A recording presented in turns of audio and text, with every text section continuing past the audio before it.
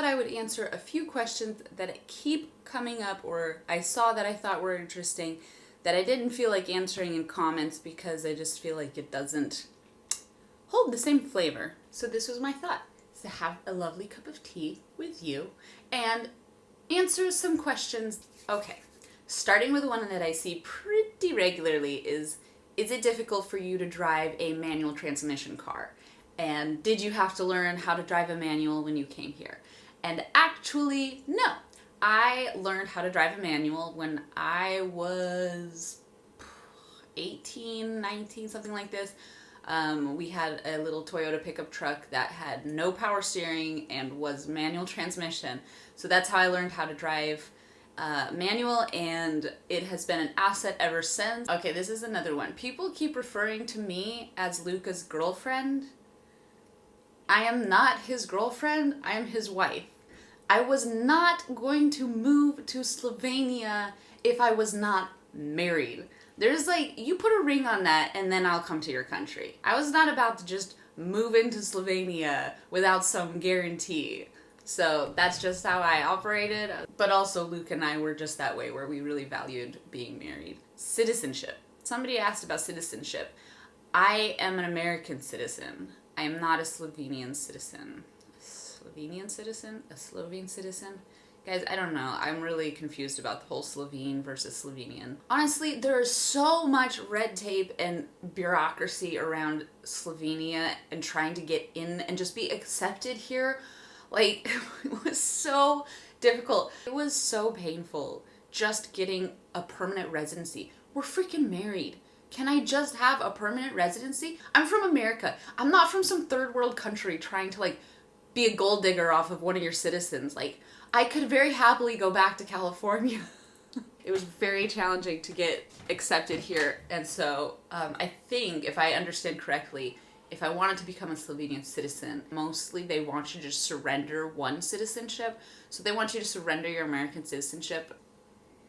Not going to surrender my American citizenship. Although, for traveling, a Slovenian citizenship would be amazing because no one cares. You are not under any spotlight if you come from Slovenia, right? They go, oh, you're from Slovenia. Where is that? You're not a threat to anybody. As an American citizen, you automatically have like a spotlight on you, and in certain places you just can't go. That would be convenient, but not worth surrendering my American citizenship. And I'll just kind of transition that into our kids. So both of our kids have dual citizenship.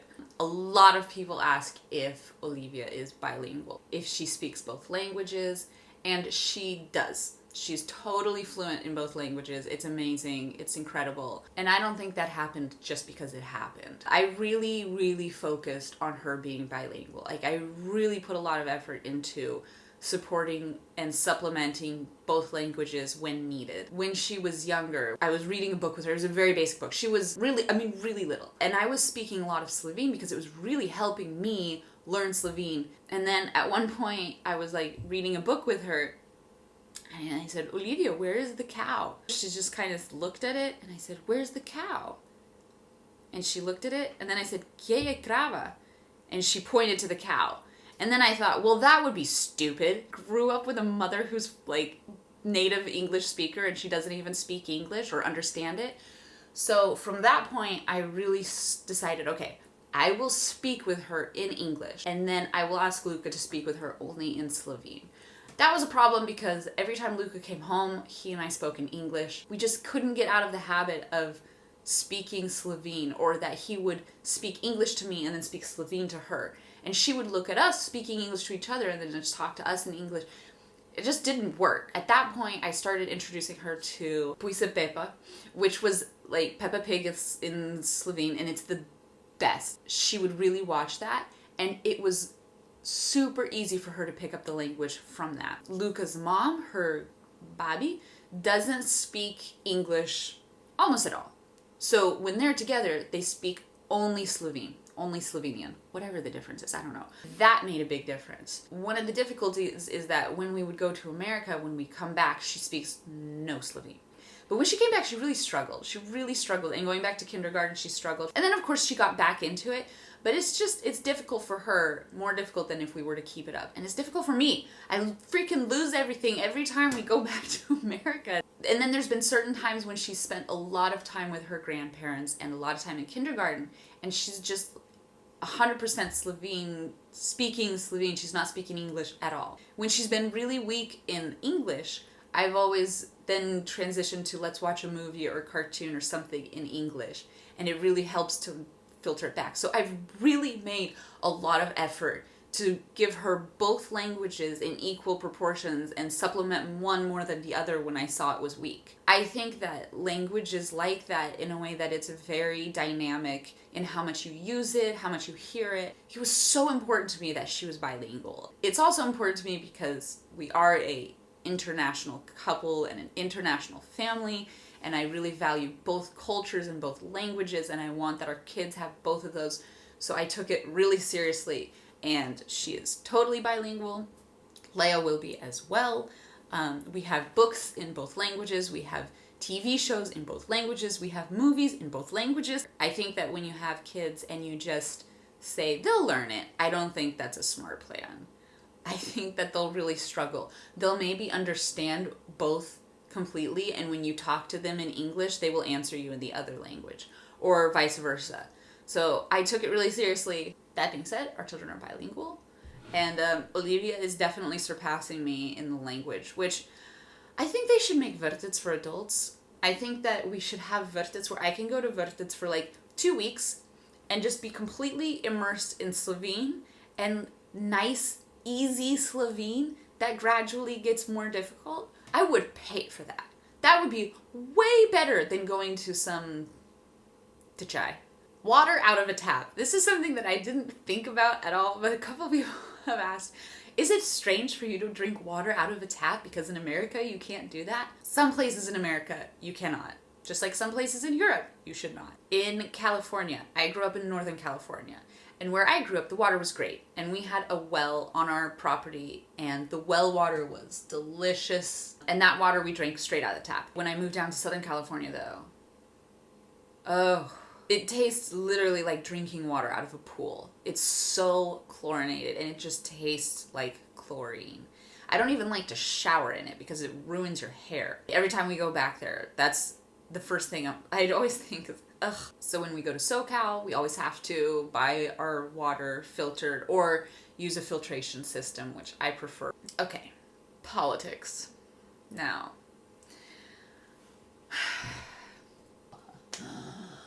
politics. I really don't want this to sound like a cop-out. A lot of people have asked me about my political stance, what I think about the Second Amendment, what I think about guns, gun violence, what I think about schools. Politics are so divisive. People have very strong beliefs and opinions about their political stance. And I know that I hold a very interesting point of view for Slovenes because I'm an American and I'm here. What do I think about what's happening there? And I know that's really interesting for a lot of people. There are a lot of people who do a very good job of presenting politics and talking about politics on YouTube and other places. My channel is not about politics. You should be able to have a very serious but genuine conversation about it, even about your opposing views.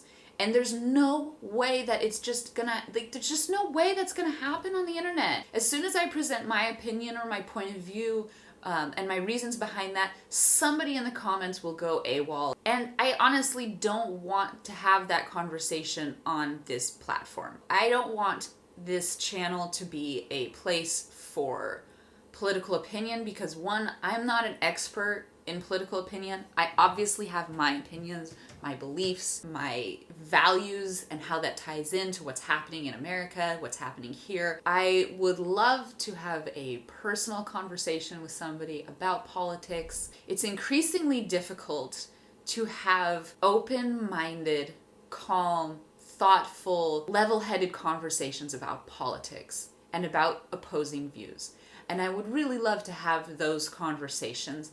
And as long as I'm here behind a camera posting my opinions, that's not going to happen. I can just tell you what my opinions are, but somebody's going to disagree with me, and somebody who's not willing to have a quality conversation about it, and they're just going to put that in the comments and other people will answer to that, and it'll just become ugly, and the world does not need more of that. I hope that doesn't sound like a cop-out. I definitely side with both sides of the party on certain things. I don't belong to one party or another, but I will say this. I think that some really good people to go look at for a fair idea of what's happening.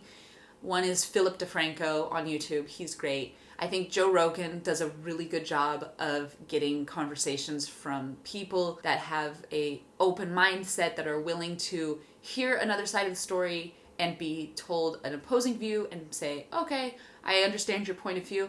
Like, that's to me where I value talking about politics, is how we can have opposing views, talk about it like reasonable adults, and whether we agree or disagree, walk away from it thanking each other for the conversation. I hope that answers some questions. Thank you for sitting here and having a tea with me. If you have more questions, please let me know. Thank you for watching this video. If you liked it, please like it. If you liked me, please subscribe, and I'll see you in the next video.